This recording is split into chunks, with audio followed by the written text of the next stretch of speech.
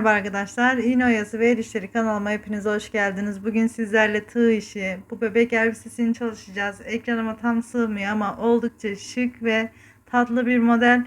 Çok da basit arkadaşlar. Yani yeni tığ işi yapanların bile kolaylıkla yapabileceği bir model.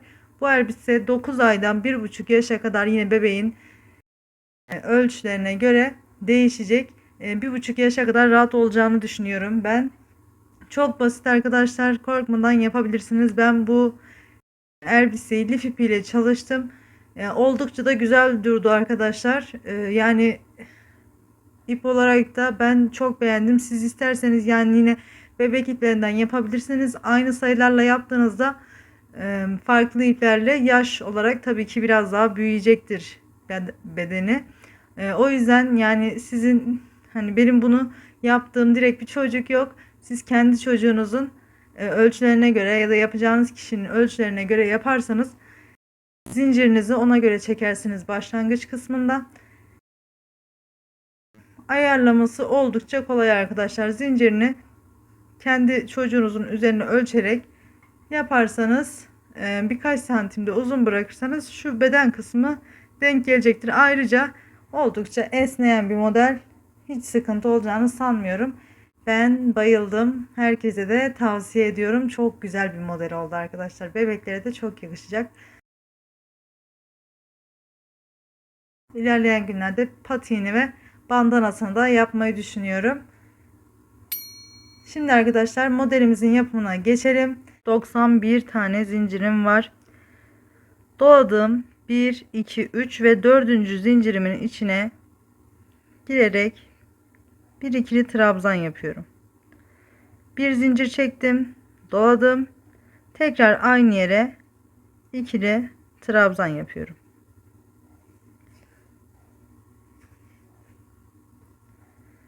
Beyaz iple anlattığım için koyu bir zemin tercih ettim, daha net görünmesi için arkadaşlar. Tekrar doladım arkadaşlar. 1 2 zincir atlayıp 3. zincirimin içine girip yine bir ikili trabzan yapıyorum. Bir zincir çekiyorum, tekrar aynı yere batarak ikili trabzan yapıyorum.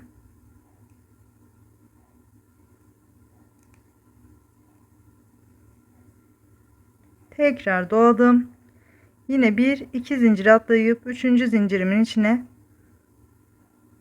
girerek yine ikili trabzan yapıp bir zincir çekip tekrar aynı yere bir ikili trabzan daha yapıyorum. Bu şekilde devam edecek modelim. Zincirlerim bitinceye kadar toplamda 28 tane bu şekilde ve kutucuklarımız oluşacak. Şimdi yine tekrar dolayıp bir iki zincir atlayıp 3. zincirimin içine girip ikili trabzanımı yapıp tekrar bir zincir çekip dolayıp aynı yere batıp tekrar ikili trabzanımı yaptım. Modelimiz bu şekilde. Zincirlerimin bitinceye kadar toplamda 28 tane modelimiz oluşması gerekiyor arkadaşlar. Bitirip gelelim. Evet arkadaşlar, toplamda 28 tane bu şekilde V kutucuklarımız oluştu. Şimdi dönüşü göstereceğim. 28. bu ikili trabzanımdan sonra doluyorum. Bir boşluk bırakıp son zincirimin içine de batıp burada dönüş trabzanı yapıyorum. Sonuncu trabzanımı yaptıktan sonra 3 zincir çekip döndürüyorum. Tekrar doladım. İlk şu kutucuğumun içine girip ikili trabzan yapıyorum. Bir zincir çektim. Tekrar dolayıp aynı yere batarak yine bir V kutucuk oluşturuyorum arkadaşlar. Tekrar doladım. Sıradaki V kutucuğun içine girerek bir trabzan yaptım. Bir zincir çektim. Dolayıp tekrar aynı yere batarak bu şekilde bir sonrakine geçiyorum. Sürekli aynı işlemi tekrar edeceğiz arkadaşlar. Dönüş kısmımızda da yine 3 zincir çekerek bu şekilde modelimizi Toplamda 28 sıra yapacağım arkadaşlar. 28 modele 28 sıra bu şekilde örneğimizi devam ettiriyoruz. Yine dediğim gibi 28 sıra şu kutucuklarımızı ilerletelim. Daha sonra yine birlikte devam edeceğiz.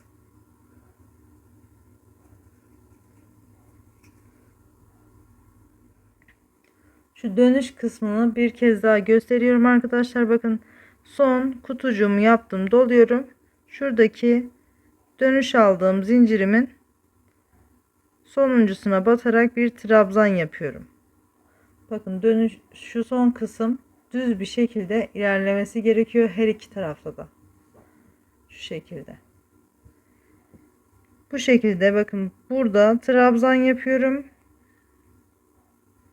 Çevirirken 3 zincir çektim. Tekrar buraya geldiğimde yine burada trabzan yapacağım.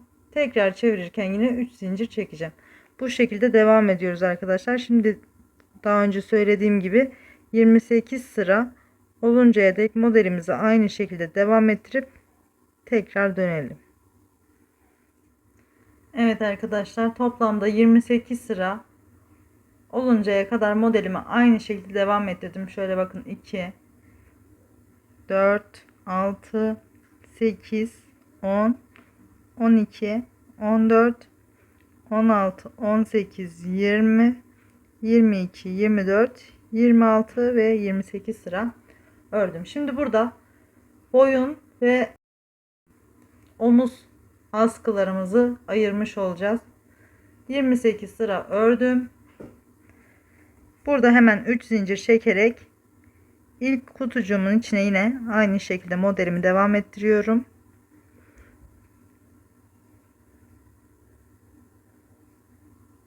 Tekrar doladım. Sıradaki boşluğa yine bir kutucuk yapıyorum. Sıradakine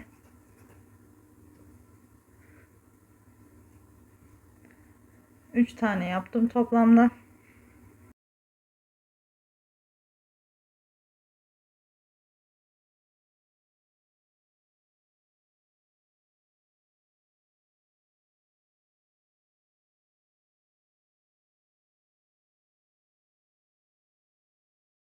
Ve toplamda bakın bu şekilde 5 tane modelim oluncaya kadar yaptım, devam et dedim. Şimdi burada şu kısma kadar zincir çekiyoruz arkadaşlar. Modelimiz 28 taneydi. Uzunlamasına da 28 tane sıra yaptık. 5 tanesini burada omuz kısmı için ayırıyorum. Şuradan burada yine son 1 2 3 4 5 taneye kadar zincir çekerek arka yüzü başlamış oluyoruz. Şimdi 3 ve 3'ün katlarından oluşuyordu biliyorsunuz bu kutucuklarımız için.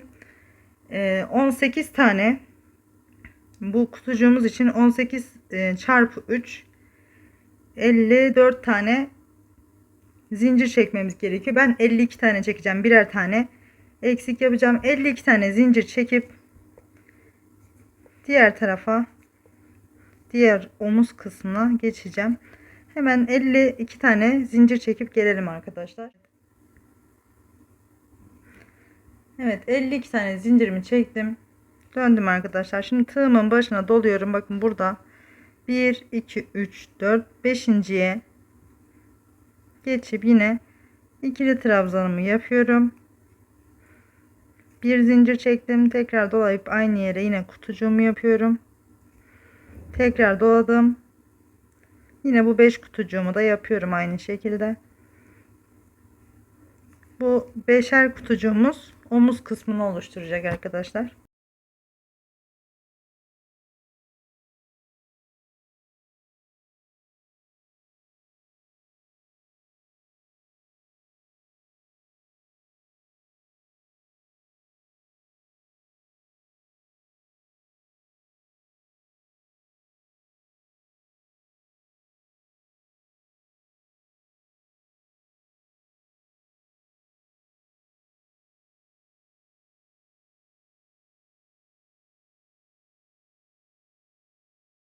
Üç zincir çekip döndürüyorum. Şimdi bakın buraya da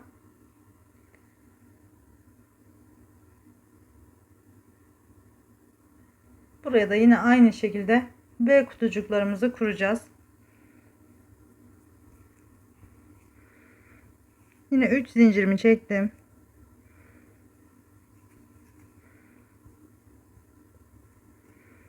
Hemen bu 5 tane olan kısmını yapıyorum.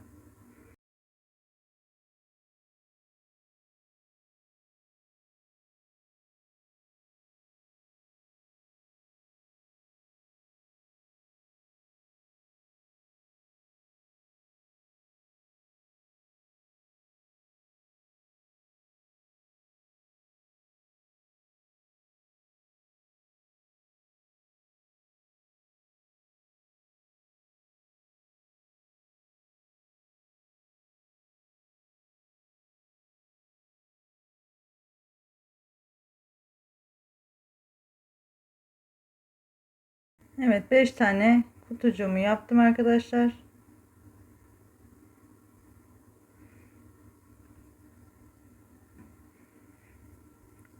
Şimdi burada yine tığıma doladım. Bakın 1, 2 ve üçüncüye yine bir trabzan yapıyorum. Bir zincir çektim. Aynı zincirimin içine girerek yine bir trabzan daha yaparak V kutucuk oluşturuyorum.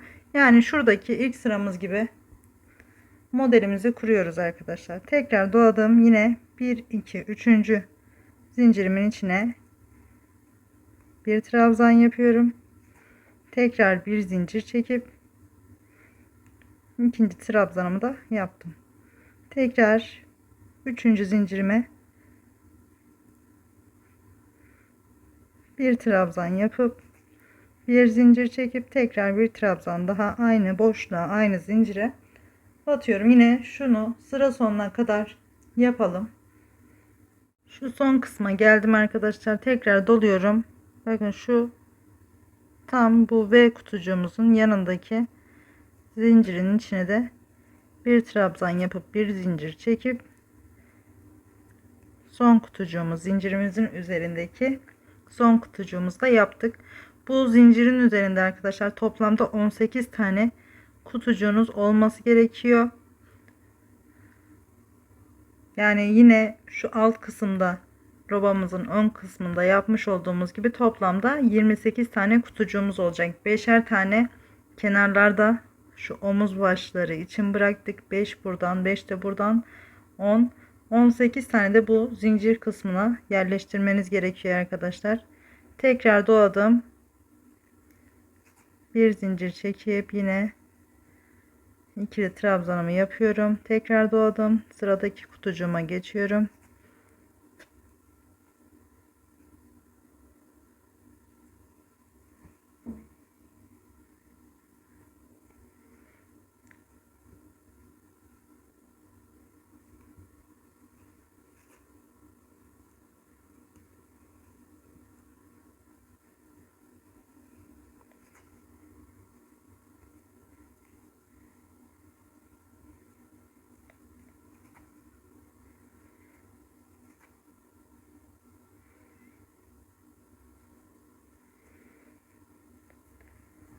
Evet, arka kısmının ilk sırasını örmüş oldum. 1, 2, 3. İlk sıramız bu şekilde örüldü arkadaşlar. Şimdi yine bu ön yüzde yapmış olduğumuz gibi şu yeni yapmış olduğumuz sıradan itibaren arkadaşlar, bu sıra birinci sıramız. Bu sıradan itibaren toplamda yine 28 sıra aynı şekilde öreceğim.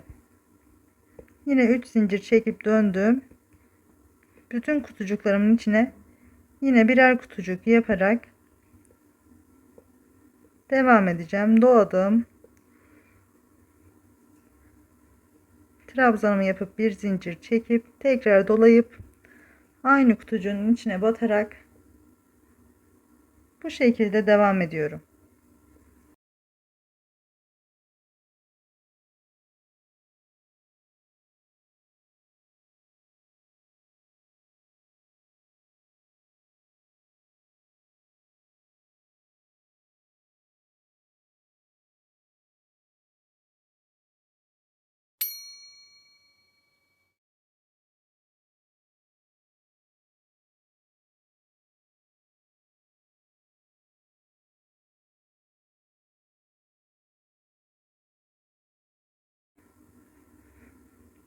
Bakın, bedenimizin arka kısmındaki bu zincirlerin üzerine yaptığımız kısma geldim. Şimdi aynı şekilde 28 sıra oluncaya kadar arka yüzümüzü örüyoruz. 28 sıra ilerletelim arkadaşlar, modelimiz aynı şekilde. 28 sıra olunca tekrar birlikte devam edeceğiz. Bu defa kol kısmını ayıracağız. Bedenimizi birleştireceğiz. Daha sonra kolun fırfırlarını yapacağız beraber. Şimdi yine bu yeni başladığımız arka kısmını da şuradaki gibi 28 sıra örüp gelelim. Evet arkadaşlar, 28 sıra yine arka yüzü de ördüm. Şimdi bakın, bu iki ön ve arka yüzü, bakın bu kısım ilk ördüğümüz kısım. Bu iki kısmı şuradan şöyle ipimi geçiriyorum. Şöyle kaydırma yöntemiyle geçirdim ve birleştirdim. Şimdi içini bu şekilde çevirdim. Burası ters yüzü. Şimdi buradan arkadaşlar şöyle alttan 14 tane, bakın 14 sıra, 1 2 3 4 6 8 10 12 ve 14. Şu 14 sırayı belirliyorum. Bakın 15. sırama şu ayracımı taktım. Tekrar sayacağım, bir yanlış olmasın. 2 4 6 8 10 12 ve 14. Şu 14 sırayı 28 sıradan oluşuyordu biliyorsunuz, ön yüzümüz ve arka yüzümüz de yine aynı şekilde 28 sıradan oluşuyordu. Bu şekilde bakın, şu kenar kısımda 3 zincir ve trabzan yapıyorduk. Bunlardan karşılıklı batarak şöyle bir sık iğne ile birleştiriyorum. Bakın, ipimi hiç koparmadım. Arka yüzü çevirip bu şekilde 2 tane sık iğne ilk sıramın sonundaki şu trabzan ve 3 zincirim var. Şöyle karşılıklı alıyorum arkadaşlar. Ön yüzden ve arka yüzden. Bu şekilde bir sık iğne yaptım. Tekrar bir kez daha aynı yere batarak bir sık iğne daha yaparak bu şekilde kapatıyorum. Üçüncüsüne geçiyorum. Yine karşılıklı alarak bu şekilde ikişer tane sık iğne ile kapatıyorum. Bir sonrakine geçiyorum. Bu şekilde yine 2 tane sık iğne yaparak geçiyorum. 14 sıramızı bu şekilde birbirine birleştiriyoruz. Burada kalan yine şu 14 sıramıza da kol kısmını yapacağız arkadaşlar. Kol için bir fırfır geçeceğiz. Şimdi iki tarafı da aynı şekilde 14 sırayı şu şekilde birbirine ekleyerek sık iğnelerle kapatıp gelelim arkadaşlar. Son kısımda arkadaşlar bakın, 14. sıramızın da içine 2 tane sık iğne yaparak birleştirdim. Şu 15. sırama, yani kol için ayırdığım 14. sırama buraya da bir sık iğne yapıyorum ve ipimi burada bitireceğim arkadaşlar. Kol için genişliğimiz bu şekilde. Fırfırda gideceğimiz için burada ipimi, yani eğer sizin için geniş olduğunu düşünüyorsanız arkadaşlar, 28 sıra yapmıştık. Yarısını beden için kullandım, yarısını kol ayrımı için kullandım ben. Eğer sizin için geniş geliyorsa bir ya da 2 tane daha birleştirebilirsiniz beden için. Benim için bakın 14 taneyi yaptım. 15.'ye de sadece bir sık iğne yaparak ipimi burada koparıyorum ve diğer tarafı birleştireceğim arkadaşlar. Siz de aynı şekilde yapabilirsiniz. Ben ipimi burada kestim. Şimdi diğer tarafı da aynı şekilde yapıp arkadaşlar geleceğim ve birlikte kol kısmını yapacağız. Arkadaşlar iki kenarını da birleştirdim. Şimdi robamız hazır. Sadece kol kısımları kaldı. Bu şekilde sade de bırakabilirsiniz arkadaşlar. Ben şu kısma bir fırfır yapacağım. Hemen şöyle alıyorum. Şu en son birleştirdiğim sık iğnemin içine giriyorum arkadaşlar. İpimi buraya sabitliyorum.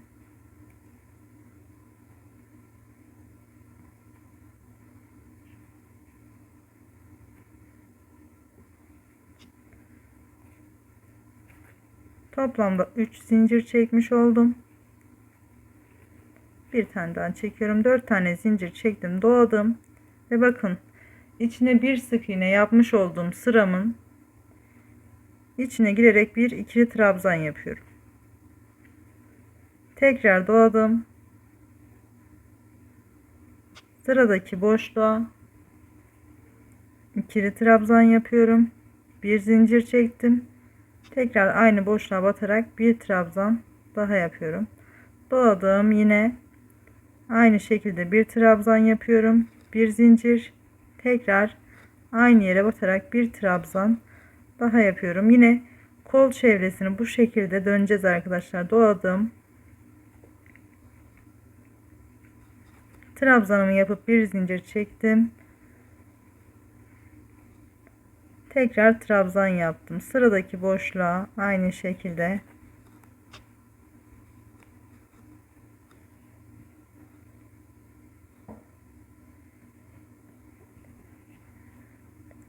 tekrar doladım.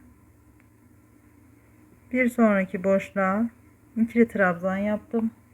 Bir zincir, tekrar doladım.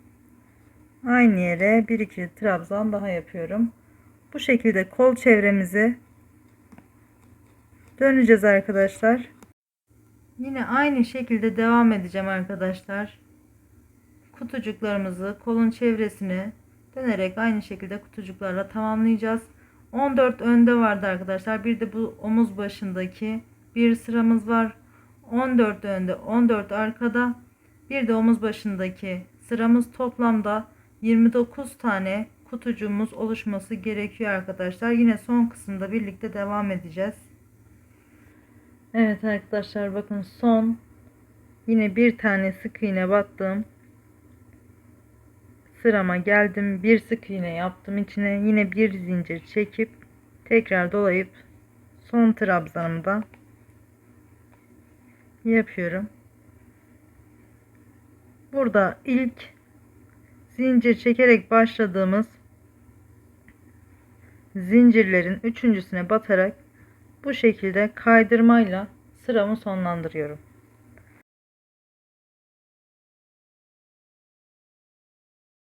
Üç zincir çekip doladım ve ilk kutucuğumun içine arkadaşlar, bu zincir çekerek başlamış olduğumuz alt sıradaki ilk kutucuğumuza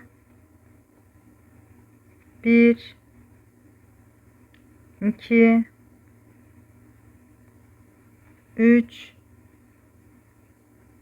4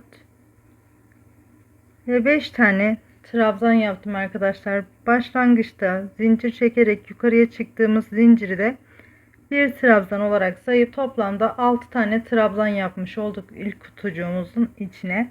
Şimdi tekrar doluyorum. Sıradaki kutucuğun içine girerek yine ikili trabzanlar yapıyorum. Her kutucuğun içine 6 tane trabzan yaparak yine kol çevresini aynı şekilde döneceğim.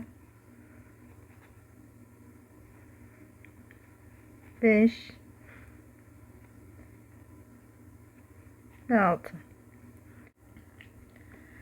Bu şekilde arkadaşlar, yine dolayarak bir sonraki kutucuğun içine geçerek yine 6 tane trabzan yapıyorum. Bütün kol çevresini aynı şekilde bu kutucukların içine 6'şer tane trabzan yaparak kolun çevresini dönelim. Bitiş kısmında yine beraber devam edeceğiz arkadaşlar. Evet arkadaşlar, son kutucuğumun içine de 6 tane trabzanımı yaptım ve başlamış olduğumuz zincirin tepesine batarak ilmeğimi bu şekilde alıp kaydırma işlemiyle sonlandırıyorum. Ve ben şurada şu şekilde bir şey yapıyorum arkadaşlar. Bunu da size göstermek istedim. Yapmak isteyen yapabilir. İstemeyen burada ipini koparıp temizleyebilir. Burada şu ipimi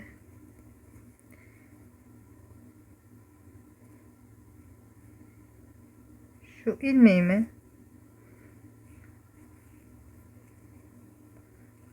alt tarafa alıyorum arkadaşlar. Şu şekilde.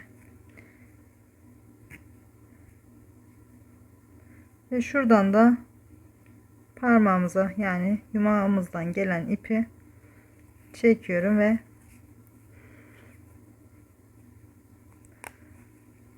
buraya sabitliyorum arkadaşlar. Kol kısmının altını. Böylelikle alt kısmı da sabit duruyor arkadaşlar. Daha güzel bir görüntü oluşuyor. Şimdi burada ipimi keseceğim.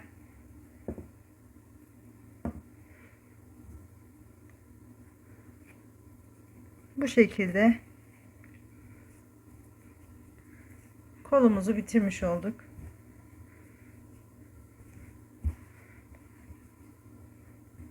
Evet, ön kısmı burası arkadaşlar. Hafiften bir buharda basıldıkça daha güzel bir görüntü verecektir. Şu kısmı bakın şöyle bedenimize sabitlemiş olduk. Bakın buradaki. Şuraya da bir bu kısma, yani şu kola biraz bir buhar bastım arkadaşlar. Daha düzgün duruyor. Buraya da yine aynı şekilde elimle kontür vererek bir de ufak buhar basınca yine çok güzel duruyor arkadaşlar. Siz isterseniz direkt bitirebilirsiniz. Ben bu şekilde tercih ettim. Robamız tamamen bitti arkadaşlar. Bu roba üzerinden iki farklı elbise modeli paylaşacağım arkadaşlar. Videolar arasında ip renkleri değişiklikler görürseniz şaşırmayın. Şimdi arkadaşlar robamız bitti. Etek kısmında beraber devam edeceğiz. Evet, robamız bitti. Bu şekilde arkadaşlar. Tamamen bitirdikten sonra şimdi etek kısmını yapmaya geçiyoruz. Bu ön yüz arkadaşlar. Arka yüzden etek kısmına başlıyoruz. Robamız 28 tane bu V trabzanlardan oluşuyordu.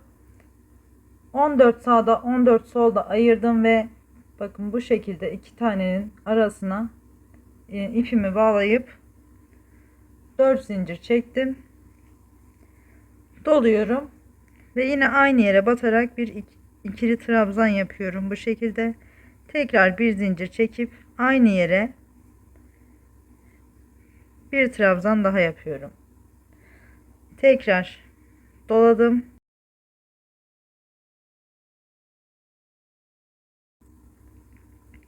Bir sonraki 2V'nin arasına bu şekilde yine girerek bir trabzan yaptım. Bir zincir çekip yine dolayıp aynı yere batarak bir trabzan daha yaptım ve tekrar dolayıp tekrar aynı yere batıp bir trabzan daha yapıyorum. Bu şekilde üstteki robamızda tek bir tane V trabzan yaptık.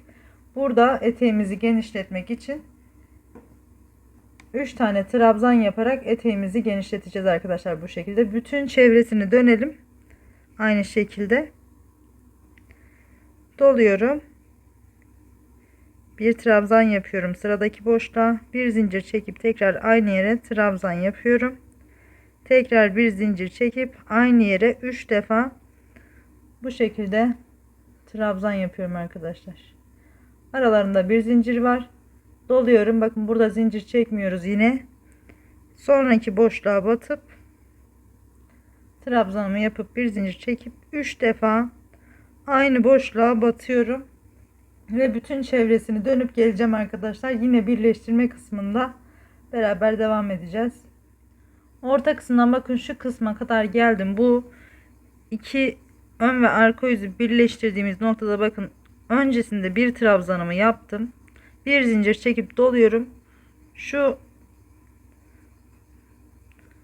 arka yüzden sık iğne ile birleştirdiğimiz kısmın tam orta kısmına denk gelecek şekilde bir trabzanımı oraya yapıyorum.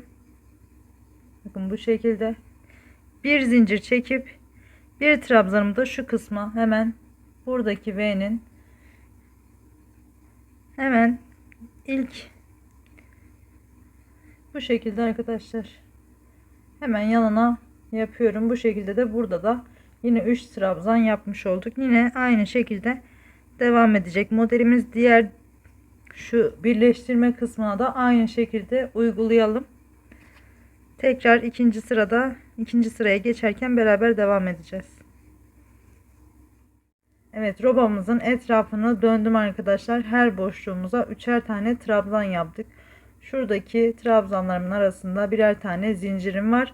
Ve son kısma da geldim arkadaşlar. Buradaki son trabzan, son boşluğumun içerisine iki defa trabzan yaptım. Bir taneyi battım. Trabzanımı bitirip bir zincir çekip tekrar ikinci trabzanımı yaptım. Şimdi burada bir zincir çekiyorum ve başlangıç kısmındaki zincirlerimin üçüncüsüne batarak bu şekilde kaydırma yapıyorum. Daha sonra 4 zincir çekiyorum. 2, 3, 4 doluyorum ve bakın buradaki 3 tane trabzanımın ilk boşluğuna girerek trabzanımı yapıyorum. Tekrar doladım. Yine sıradaki boşluğuma girdim. 2 kere de çektiğim trabzanımı yapıp bir zincir çekip yine aynı boşluğa girerek trabzanımı yapıyorum. Tekrar doladım. Bakın şuradaki araya değil, şu araya değil arkadaşlar. Şuradaki üçlü trabzanlarımın şu ilk boşluğuna girerek trabzanımı yapıyorum. Bir zincir çekip tekrar dolayıp aynı yere bir trabzan daha yapıyorum. Tekrar doladım. Sıradaki boşluğumun içine girerek bir trabzan yapıp bir zincir çekip aynı boşluğa tekrar batıyorum. Şimdi burada sayımız teke düşmüş oluyor. Eteğimizin alt kısmı robamızdan daha geniş dursun diye ilk sıramızda bu şekilde üçer tane trabzan yapmıştık. Şimdi burada üçer trabzanımız ikişer tane kutucuk oluşturuyor. Buradan sonra aynı şekilde öreceğim. Her şu kutucuklarımın içine birer tane yaparak devam edeceğim. Şimdi burada artık bu sıradan sonra sadece eteğimizin ilk sırasında arttırmamız vardı. Bundan sonra her kutucuğumun arasına yine aynı şekilde her kutucuğumun içine birer tane kutucuk yaparak devam edeceğim. Aynı şekilde bir trabzan yapıp bir zincir çekip tekrar aynı boşluğa batarak kutucuklar yapacağım. Burada olduğu gibi arkadaşlar, roba kısmında yaptığımız gibi her kutucuğun içine birer tane yapacağız. Arttırmamızı yapmıştık. Eteğimiz zaten dökümlü duracaktır. Şimdi biraz ilerletelim. Döndüğümde kaç sıra yaptığımı söyleyeceğim arkadaşlar. Siz de nasıl durduğunu daha iyi görmüş olacaksınız, anlamış olacaksınız. Devam edip hemen ilerletip geleceğim. Evet, etek kısmını aynı şekilde örerek yine sadece ilk sıramızda arttırma yaptık. Daha sonra hiç arttırma yapmadım arkadaşlar. Bu şekilde toplamda ben 29 sıra ördüm bu etek kısmını. Bu krem ipim şu kahve ipimden bir tık daha kalın arkadaşlar. Kalın olduğu için normalde 28'e 28 yapabilirdik. Eşit olsun diye, ama bir tık ince geldiği için ben 29 sıra bu V kutucuklardan yaparak bu şekilde eteğimin şimdi 29. sırasının son kısmındayım. Şu 3 tane kalan V kutucuklarımı da yapıyorum.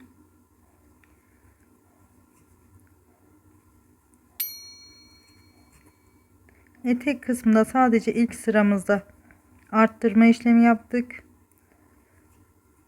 Son sıramıza kadar aynı şekilde devam ettim. Ve bu şekilde kapatıyorum arkadaşlar. Şurada başlangıç kısmında sonuncu, bakın şu birleştirme noktasında son V kutumuzu üçlü değil de ikili yapmıştık. Burada birleştiği için bakın bu şekilde düz bir görüntü oluşturması için son kısımdakini tekli yapmıştık. Şimdi burada yine 1 2 3 zincir çekiyorum.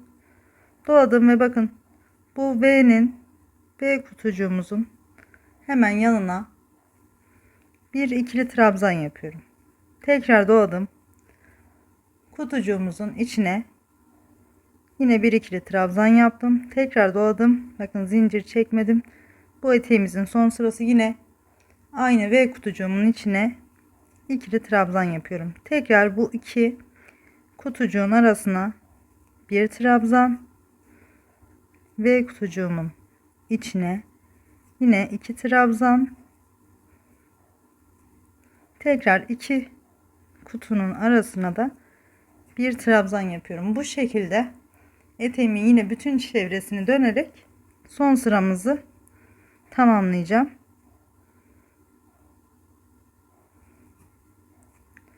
Ve kutumun içine iki trabzan yapıyorum.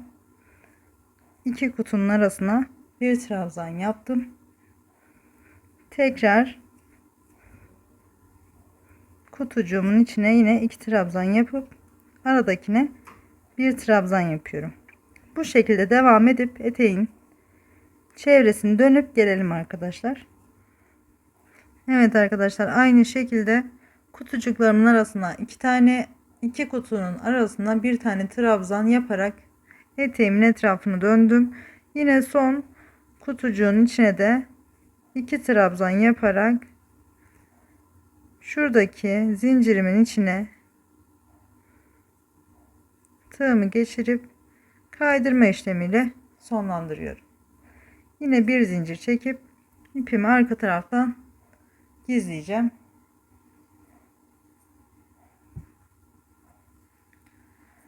Eteğimizin son sırasıydı arkadaşlar. Burada bitirdik. Şimdi bunu hemen kenara kaldıracağım ben.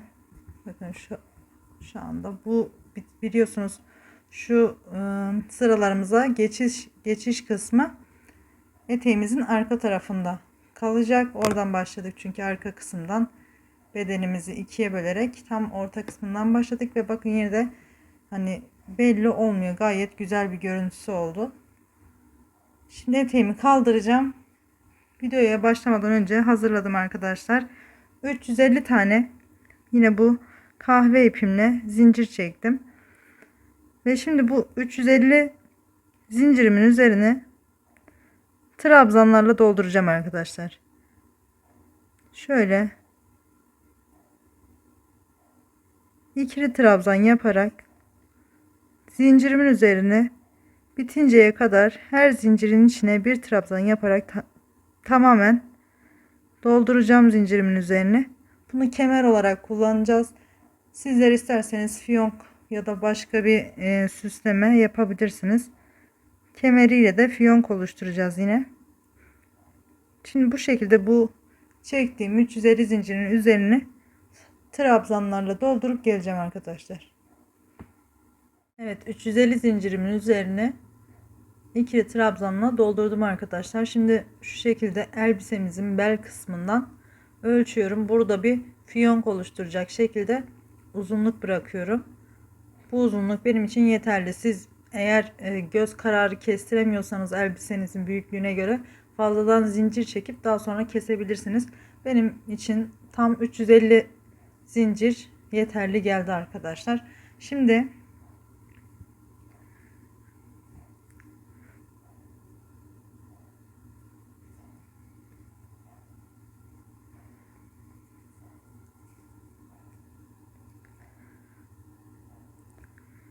burada arkadaşlar yine doluyorum. Son yaptığım şu şekilde son battığım zincirimin içine yine bir trabzan daha yapıyorum. 2 oldu, aynı yere batarak 3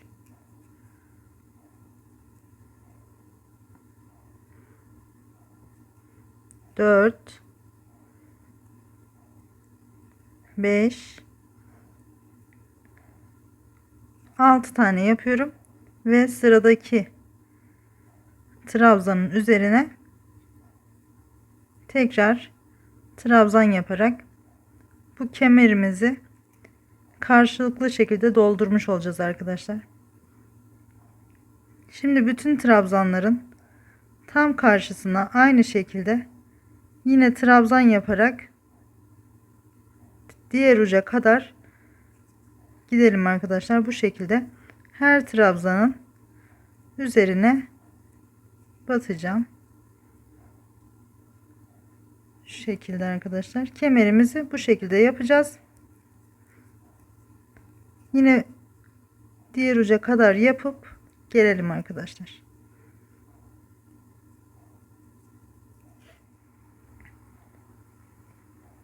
Evet arkadaşlar, kemerimizin son kısmındayım. Son trabzanımı da yapıp bir iki zincir çekiyorum ve buradaki dönüş aldığım, yani ilk yaptığım trabzandan önceki zincirin içine batıp kaydırma yapıyorum. Bu şekilde bu kısımda hafif bir oval duruyor arkadaşlar. Şu kısımda olduğu gibi bakın. Şimdi burada bir zincir çekip yine ipimi arkalardan kaybedeceğim yine.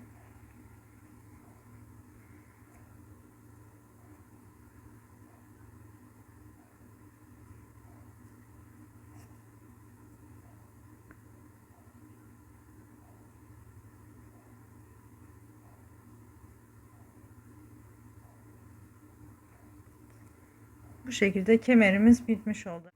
Kemerimizi bitirdikten sonra arkadaşlar, kemerimizi tutması için şu kenar kısımlarına sağ ve sol kısmından birer tane küçük bir biye yapacağız arkadaşlar. Kemerimizi içinden geçireceğiz ve tutup aşağıya sarkmasını engelleyecek.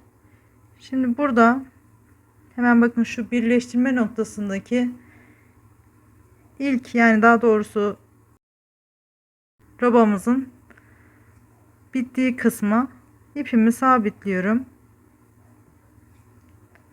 Şöyle bir zincir çekiyorum. İpimi arka yüze geçirip oradan kaybedeceğim. Buradan 2 3 4 5 6 zincir şöyle yeterli olacaktır. Bir tane daha da çekebiliriz. Şimdi buradan da bakın 1 2 3 tane atlıyorum. Dördüncüye batıp kaydırma işlemiyle tamamlıyorum. Hemen döndürüp üzerine sık iğnelerle dolduracağım.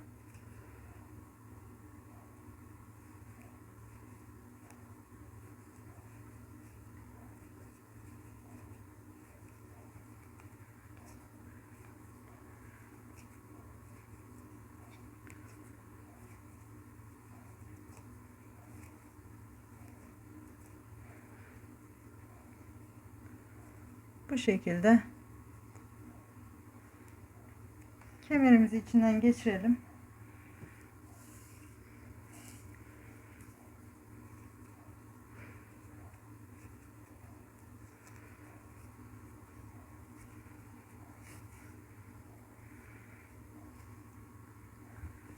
Şöyle.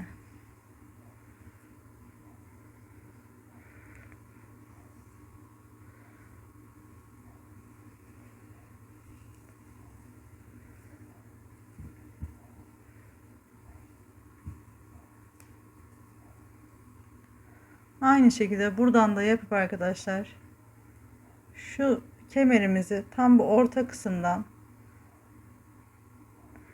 öncelikle şöyle iki ucunu bir araya getirerek şu şekilde tutup ikisini düz bir şekilde sabitleyeceğim arkadaşlar. Daha sonra tam bu orta kısımdan yine dikeceğim.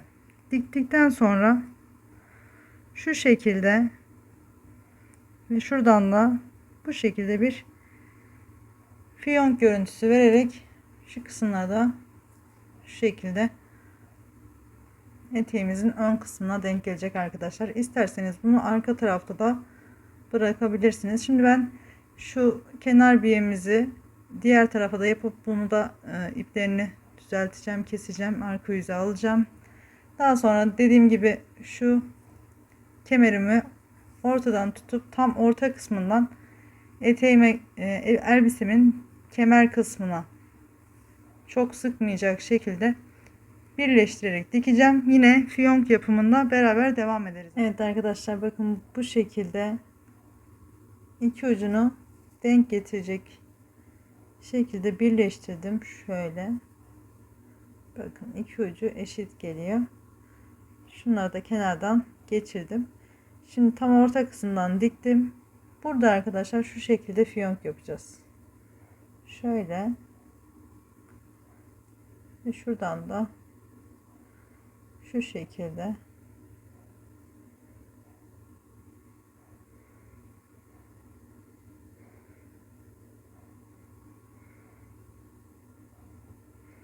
bu şekilde, bakın iğnem hala kemerime takılı.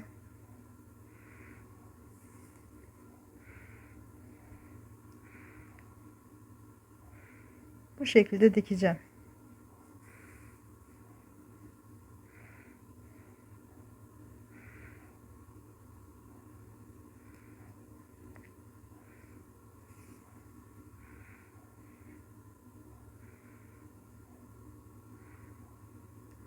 Birkaç sık iğneden şöyle çok belli etmeyecek şekilde şu ortadakini direkt geçirdim ama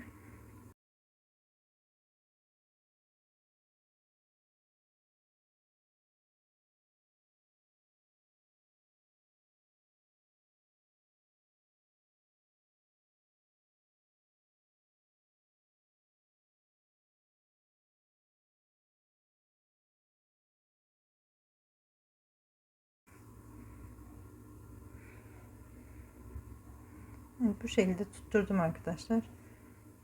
Şu şekilde elbisemizin son hali böyle arkadaşlar. Yine ipimi koparacağım. Şöyle hafiften de bir buhar bastım arkadaşlar. Kemerim çünkü biraz potluk yapıyordu. Böyle biraz kırışıktı. Onun için hafiften bir buhar bastım hemen.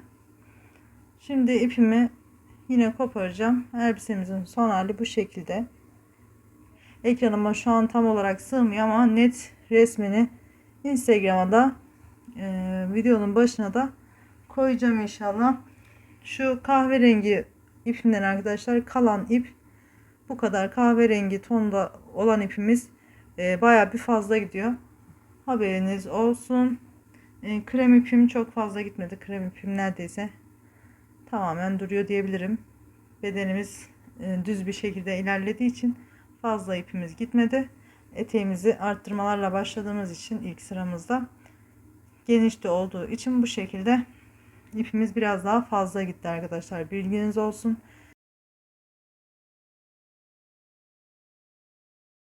Elbisemizin bandanasını ve patiğini yapmayı düşünüyorum. Oldukça basit bir modeldi. Gerçekten yeni öğrenenlerin bile kolaylıkla yapabileceğini düşünüyorum. Yani sadece trabzan ve sık iğneler, robamız tek parçada örülüyordu arkadaşlar. Oldukça basit ilerledi. Bu şekilde eteği isterseniz bedene de tutturabilirsiniz şuradan.